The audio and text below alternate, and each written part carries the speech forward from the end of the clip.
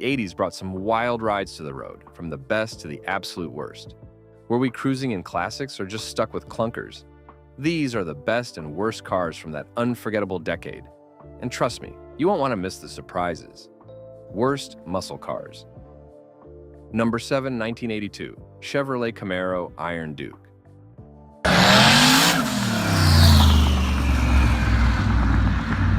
The 1982 Chevrolet Camaro Iron Duke is widely considered one of the worst versions of the Camaro ever made. While the Camaro was known for its muscle and power, the Iron Duke version was far from that. The car came with a tiny, weak engine, a 153 cubic inch, 4-cylinder Iron Duke that only produced 90 horsepower. When you think of a Camaro, you expect a strong, fast car, but this one was the complete opposite.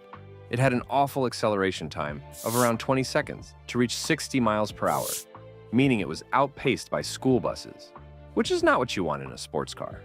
One of the key features that made the Iron Duke Camaro one of the worst was its outdated transmission. It came with a 3-speed automatic, which was very old-fashioned even for the time. The performance was so slow that driving it felt like dragging yourself along. Even though Chevrolet offered a 4-speed manual in some models, the Iron Duke version still struggled with low power, making it less enjoyable to drive than most other cars in its class. The styling of the car also didn't help it stand out. While other Camaros had more power under the hood, the Iron Duke version looked almost the same on the outside, but lacked the performance to match its look. It came with a poor suspension system, meaning it didn't handle as well as it should have. Despite being designed to be light and more fuel efficient, the ride quality felt rough, and it didn't offer the thrill that a real Camaro was known for. Another reason why the 1982 Camaro Iron Duke was one of the worst models was that it was not a car anyone wanted to talk about. Many people were disappointed with how the car performed, especially since the Camaro was a classic muscle car known for speed. The Iron Duke version, however, was a weak reflection of what the Camaro should have been. Even the other versions, like the V6 and V8 models, weren't as strong as earlier models, leaving the Iron Duke Camaro looking even worse in comparison. In the end, the 1982 Camaro Iron Duke failed to live up to the Camaro name. With its weak engine, outdated transmission, and poor handling, it was a shadow of the car that once thrilled drivers with power and speed. This version of the Camaro quickly became a joke, and it's remembered as one of the worst models in the Camaro lineup. Number 6, 1980, Ford Mustang Cobra.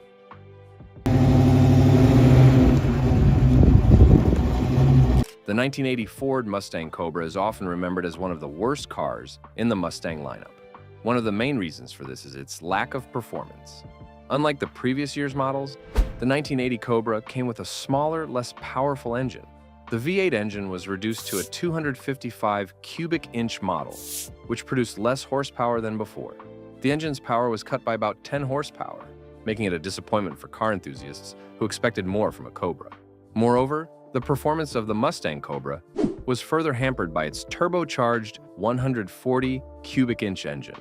While turbocharging was meant to boost performance, it actually caused more problems. The turbo lag made the car slow to respond, especially at low speeds. It was frustrating for drivers who had to wait for the engine to reach higher RPMs before feeling any real power. In the quarter mile, the car took far too long to accelerate, with the turbocharger struggling to deliver the performance expected from a Mustang. Another issue with the Ford Mustang Cobra was its reliability. The turbocharged engine was known for its turbocharger failures and engine stalling, making the car unreliable for everyday use. Drivers had to deal with constant maintenance problems, making the car a burden to own. Along with these mechanical issues, the Mustang's cooling system often had trouble keeping the engine at a safe temperature. Overheating became a common problem, especially when the radiator or AC condenser was blocked. The interior of the Mustang Cobra did little to make up for its performance and reliability issues. While it did offer some upgrades, such as Recaro bucket seats, the rest of the interior felt outdated and uncomfortable. The seats, although better than the previous models, couldn't save the overall experience of driving the car. The design and feel of the interior did not match the expectations of what a sports car should offer. In conclusion, the Ford Mustang Cobra failed to live up to the legendary performance and excitement associated with the Mustang name. Its underpowered engines, mechanical issues, and poor reliability made it one of the worst cars to drive at the time. While Ford tried to make some improvements, it couldn't overcome the many flaws that made the 1980 Mustang Cobra a disappointment for many car lovers. Number 5. 1981 Pontiac Firebird Trans Am.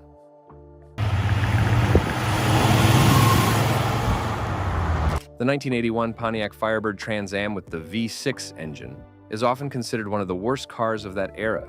One of the main reasons for this is the lack of power. The V6 engine in the 1981 Trans Am just didn't deliver enough performance. It was slow compared to other muscle cars at the time, and that made it less exciting to drive. Even though the car looked like it could be fast, the engine just couldn't live up to the expectations of car enthusiasts. People who wanted a performance car were disappointed because the Trans Am didn't offer the kind of power they expected from such a popular model. Another issue with the Trans Am was the handling. Although Pontiac put a lot of effort into the suspension and brakes, the car still had a few problems. The V6 model was heavier in the front, which affected its balance and made it harder to handle, especially during sharp turns or at high speeds. While some of the higher-end Trans Am models had better handling and features, the V6 version just couldn't keep up with its rivals. This made it less enjoyable to drive, even though it had some decent features on paper. In addition to the lack of power and handling issues, the interior quality was another letdown. Many people complained about the interior being cheap and uncomfortable. The materials used didn't last long, and the seats weren't as supportive as expected. This made long drives uncomfortable and added to the disappointment. The interior design also felt outdated, with not much change from the previous years, which made the car feel like it was stuck in the past. Furthermore, the Trans Am had problems with reliability. Over time, the engine and other parts started to show signs of wear, and the car often required expensive repairs. The lack of a manual transmission option made the car feel less exciting and more sluggish, which only added to its negative reputation. This lack of excitement, combined with its underwhelming performance, made the V6 Trans Am one of the worst cars Pontiac produced. Overall, the 1981 Pontiac Firebird Trans Am with the V6 engine is considered one of the worst muscle cars because of its lack of power, poor handling, uncomfortable interior, and reliability issues. It failed to live up to the high standards set by its predecessors and ended up being a disappointment for many car enthusiasts. Number 4. 1980 Dodge Aspen RT.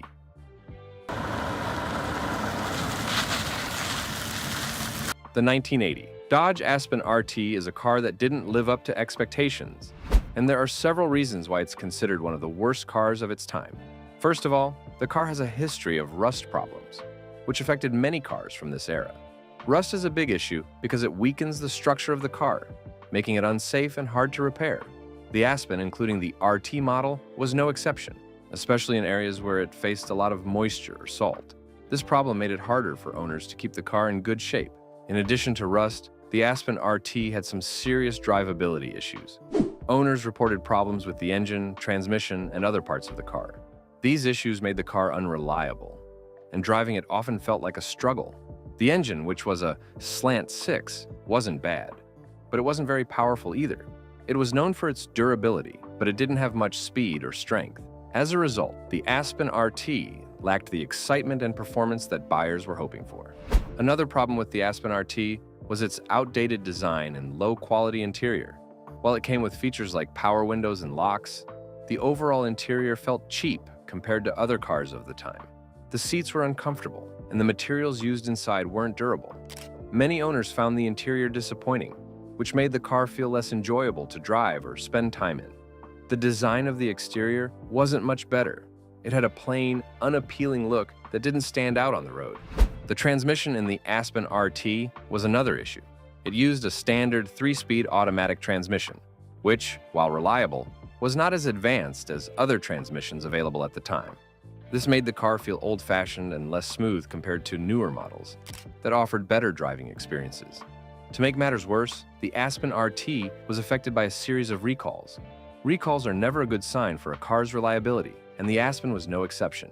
With all these issues combined, rust, drivability problems, poor interior quality, and recalls, it's easy to see why the 1980 Dodge Aspen RT is considered one of the worst cars of its era. Number 3. 1980 Chevrolet Monte Carlo.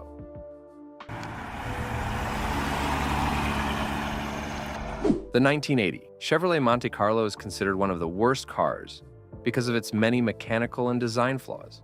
One major issue is its transmission.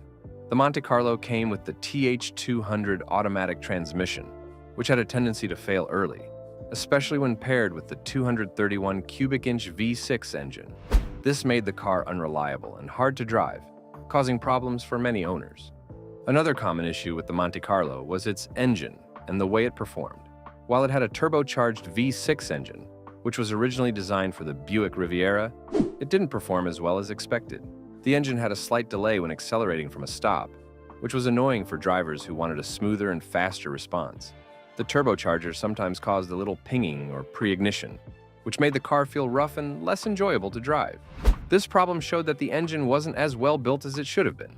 Besides the mechanical issues, the Monte Carlo's design was another reason it is considered one of the worst cars.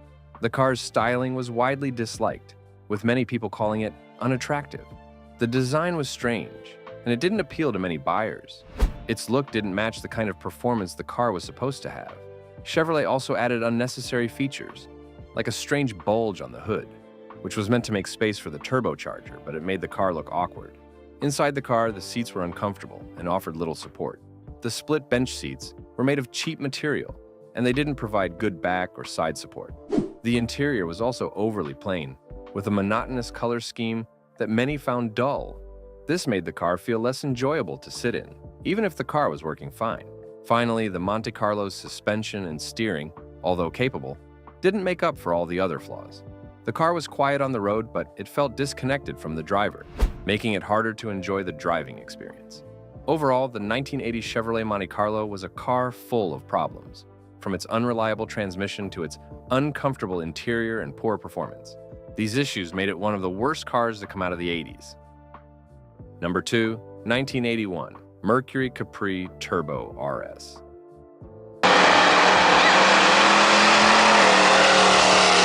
The 1981 Mercury Capri Turbo RS is often considered one of the worst cars of its era because it struggled to meet the expectations of both performance and design.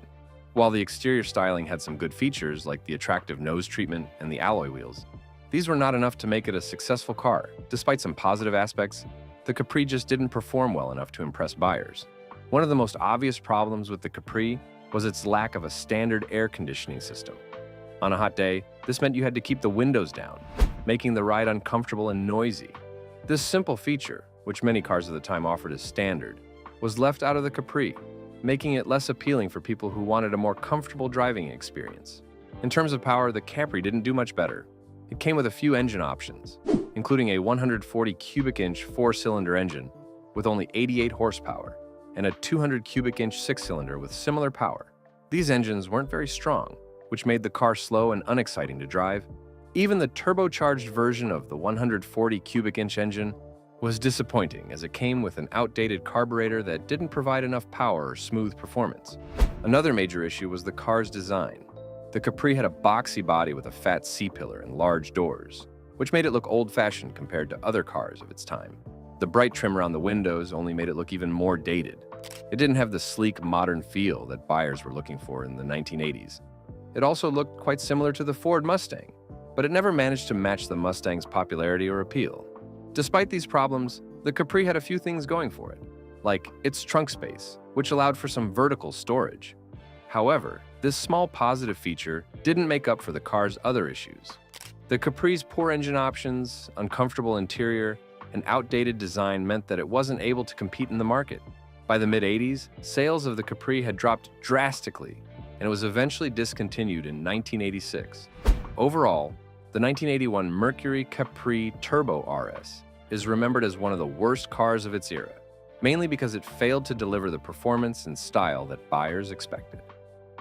Number 1, 1984 Pontiac Fiero.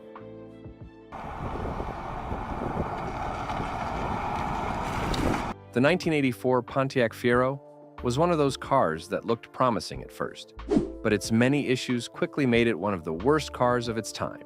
The car was meant to be a fun, lightweight sports car, but its design flaws and dangerous mechanical problems made it anything but that. One of the biggest problems with the Fiero was its engine, which was prone to catching fire. This issue, especially in the 1984 model year, made the Fiero one of the least reliable cars on the road. Another serious problem with the Fiero was its oil pan.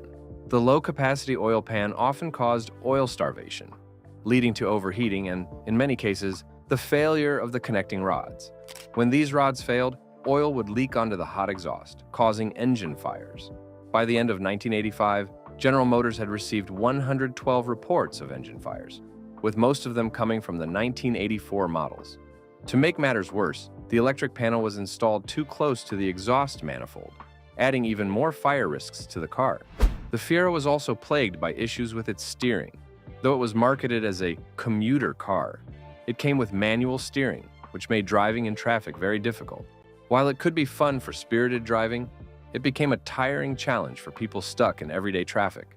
The car's lightweight design and rear weight bias didn't make it any easier to handle in those situations. Apart from these mechanical problems, the Fiero had practical flaws too.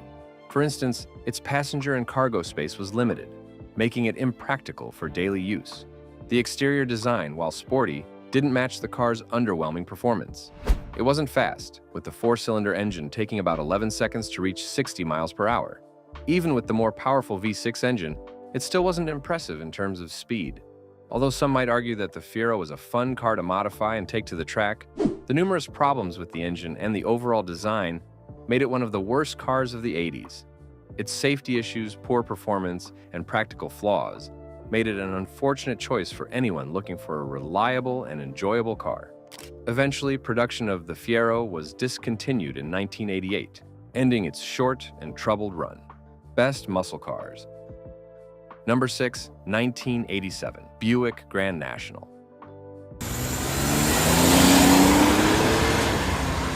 When thinking about one of the best cars from the 1987 era, the Buick Grand National is a car that stands out.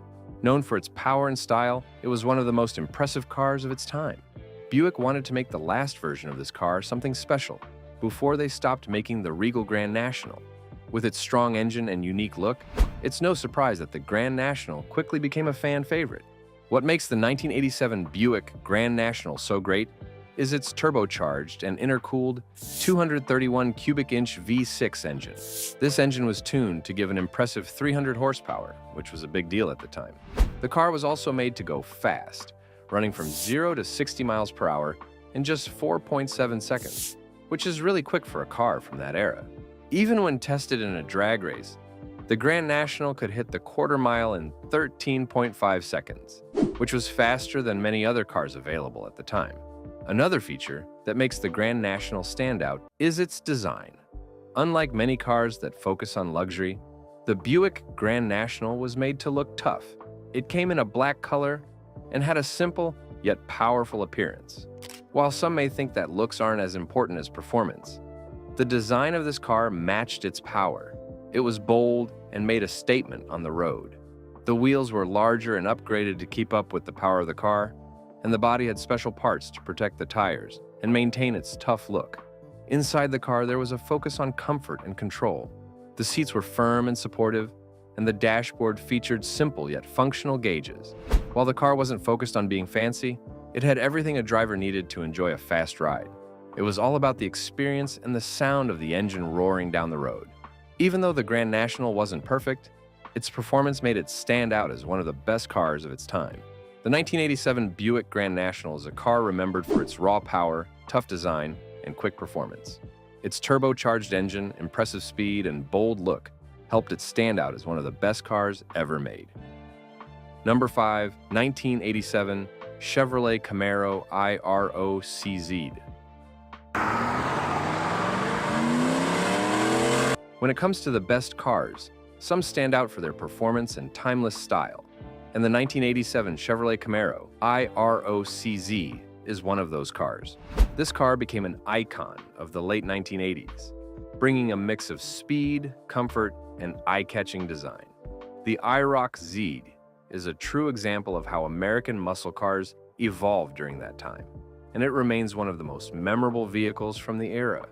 The IROC-Z came with several impressive features that made it a standout.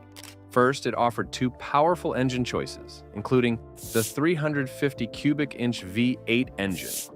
which was borrowed from the Corvette.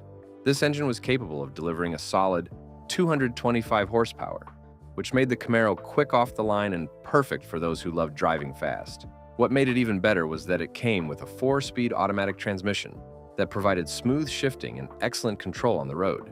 The handling of the IROCZ was another key reason why it became so popular. With improved suspension and steering systems, the car felt nimble and responsive. It could corner with ease and had a comfortable ride, making it perfect for both daily driving and weekend fun. Its combination of power and handling made it a well-rounded car that could compete with other sports cars of the time.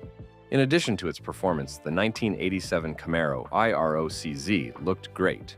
The exterior design was sleek, with its aggressive stance and stylish body. It had a distinctive front end and sharp lines that made it stand out on the road. The IROCZ also came with stylish wheels, sporty tires, and bold graphics that gave it an unmistakable look. For many, owning one of these cars was a statement of style and speed. Inside, the Camaro offered a comfortable and driver-focused cabin. The seats were supportive, and the dashboard was designed for easy access to the controls. There was also an upgraded sound system available, allowing drivers to enjoy their favorite tunes while cruising. This car was designed to offer both performance and comfort, which made it even more appealing to those looking for a car that could do both. When all of these features were combined, it's easy to see why the 1987 Chevrolet Camaro AROCZ earned a reputation as one of the best cars of its time. Whether you were looking for speed, style, or comfort, this car delivered on all fronts. It remains a classic, and for good reason. Number 4, 1984, Pontiac Firebird Trans Am. Atta girl. The 1984 Pontiac Firebird Trans Am stands out as one of the best cars in its class, thanks to its striking design and powerful performance. Its unique styling with the black and white contrast, along with the aggressive lines, makes it impossible not to notice on the road. The Trans Am's bold presence made it a favorite for many car enthusiasts, especially with its new W62 Aero package that gave it an even more impressive look with its front extension, side skirts, and rear bumper. The TA was not just about good looks, though. It was also equipped with impressive performance features. With the famed WS6 performance package, the Trans Am offered larger sway bars, better steering control, and 4-wheel power-assisted disc brakes that ensured a smooth ride. The limited slip differential and 3.7 gears provided excellent acceleration and handling, making it an enjoyable ride on both highways and winding roads. Under the hood, the 1984 Firebird Trans Am had a 305 cubic inch HOL 69 engine that delivered a respectable 190 horsepower and 240 pounds-feet of torque. Though it wasn't the most powerful muscle car of its time, it still offered solid acceleration, reaching 60 miles per hour in just under 7.5 seconds. It wasn't the most high-tech engine either, but it still had a carburetor, which gave it a nostalgic feel for those who love the classic muscle car driving experience. Inside, the Firebird Trans Am offered comfort with options like air conditioning, T-tops, and power windows. The gray cloth seats and leather-wrapped steering wheel provided a classic interior feel, making it a car you could drive long distances in comfort. Even the sound system was designed to ensure you had a good time on every ride with its AM/FM cassette player. What truly set the 1984 Pontiac Firebird Trans Am apart was its versatility. Not only did it perform well on the road, but it also became a popular choice for car shows, thanks to its well-maintained condition and impressive features. Even though it was built to be a practical performance car, it had the looks and the power to compete with other top cars of the era. The 1984 Trans Am has earned its place as one of the best in its class, making it a standout in the history of muscle cars. Number 3, 1986 Ford Mustang GT. The 1986 Ford Mustang GT stands out as one of the best cars of its time, thanks to its perfect blend of power, design, and reliability. It was equipped with a 305 cubic inch V8 engine that brought 200 horsepower, making it an exciting car to drive. This engine, with sequential fuel injection, made the Mustang GT much smoother and more efficient compared to older models. It was a true performance car that offered a balance between fun and practicality, allowing for both daily use and thrilling drives. The Mustang GT's styling made it one of the best-looking cars in the mid-'80s. Its sleek, sharp lines set it apart from many other cars of that era. The exterior was simple yet bold, featuring a rear spoiler, giving the car a sporty appearance without being overdone. The addition of the center high-mounted stoplight was a smart safety feature, improving visibility and making it stand out more on the road. This was a time when cars were evolving, and the Mustang GT led the charge with its aggressive yet refined look. The interior of the Mustang GT was designed with both comfort and performance in mind. Even though it had basic features like manual door locks and hand crank windows, these aspects added to the car's charm. It wasn't overly complicated, which kept the focus on the driving experience. The seats were comfortable, and the dashboard was user-friendly, making it easy to focus on the road. Despite being a more affordable option, the interior was well built, with simple touches that made it a pleasant place to spend time. Another feature that made the Mustang GT so popular was its handling and performance. The rear axle was upgraded to a stronger 8.8-inch version, giving it better stability and control. Combined with a 5-speed manual transmission, it allowed drivers to enjoy a smooth and powerful ride. The handling was responsive, and with a bit of practice, even a beginner could feel confident taking it on twisty roads. It was the kind of car that felt like it was built for people who loved driving without breaking the bank. The 1986 Ford Mustang GT's legacy is cemented by its performance and simple yet striking design. It was a car that provided everything you could want at the time: power, style, and fun behind the wheel. Despite its age, it remains a symbol of 1980s American muscle, proving that the best cars are often those that offer a perfect balance of all the right features.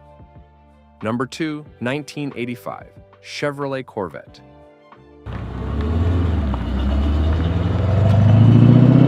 The Chevrolet Corvette from 1985 stands out as a top contender in the world of sports cars. What makes it truly great is the combination of features that work together to create an amazing driving experience. One key improvement for this model year is the enhanced suspension system, which helps smooth out the ride, especially when driving over rough roads. The Z51 package, now available, is a perfect example of how Chevrolet listened to feedback and made adjustments. The suspension now offers better handling without sacrificing comfort. Another standout feature is the engine, which saw a significant upgrade. The engine in the 1985 Corvette uses a port fuel injection system that helps it breathe better and deliver more power. The torque increased from 290 to 330 pounds-feet, and the horsepower went up from 205 to 240. This made the car quicker, with a top speed of over 150 miles per hour and the ability to accelerate faster than its predecessor. The new engine setup also improved fuel efficiency by about 1.5 miles per gallon, which was a great bonus for a car with this level of performance. Inside the Corvette, Chevrolet made small but meaningful changes.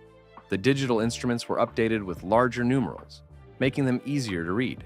The analog speedometer and tachometer also received adjustments to improve visibility.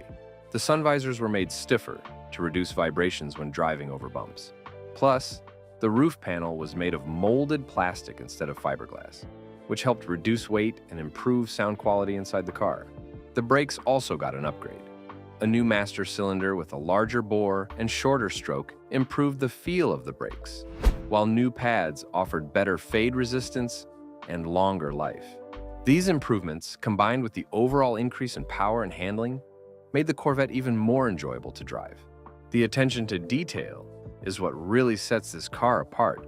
Whether it's the improved suspension for a smoother ride, the upgraded engine for better performance, or the enhancements inside for comfort, the 1985 Chevrolet Corvette truly earned its place among the best cars of its time. It's a perfect example of how continuous development can transform a good car into a great one. Number 1, 1989 Dodge Shelby Dakota.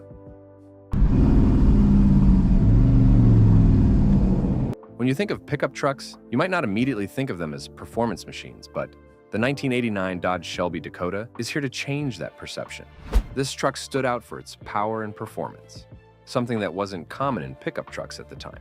Its bold design and muscle car-like features make it an unforgettable vehicle, and that's why it deserves recognition as one of the best. What makes this truck special is its transformation from a regular pickup to a performance powerhouse. The regular Dodge Dakota became a muscle truck thanks to a major upgrade. Instead of the usual 6-cylinder engine, This version has a 317 cubic inch V8 engine. This upgrade wasn't just about adding more horsepower, but also about making the truck feel faster and more powerful. The result was 175 horsepower and 270 pound-feet of torque, which allowed it to go from 0 to 60 miles per hour in just 8.7 seconds. A pretty impressive number for a pickup back in the late 1980s. The design also helped to make the 1989 Dodge Shelby Dakota stand out. It was built to catch attention, with blacked-out bumpers, a special grille, and unique fender flares. The truck also featured Shelby graphics on the sides, a tailgate, and a windshield, marking it as something special. The red bench seat and leather-wrapped steering wheel inside added to the overall sporty feel, making it not just a powerful machine, but also a comfortable ride. In terms of performance, this truck was ahead of its time. It was equipped with a 4-speed automatic transmission, which helped keep the ride smooth. Even with the powerful engine under the hood, the truck's limited-slip rear axle and special gas pressure shocks improved the handling, ensuring that the power was controlled and could be used effectively on the road. It was a true driving experience, something that most pickup trucks simply couldn't offer. The truck's overall rarity adds to its appeal. Only 1,475 of these trucks were made, and with just a few hundred of them painted in white and red, it's a rare find today.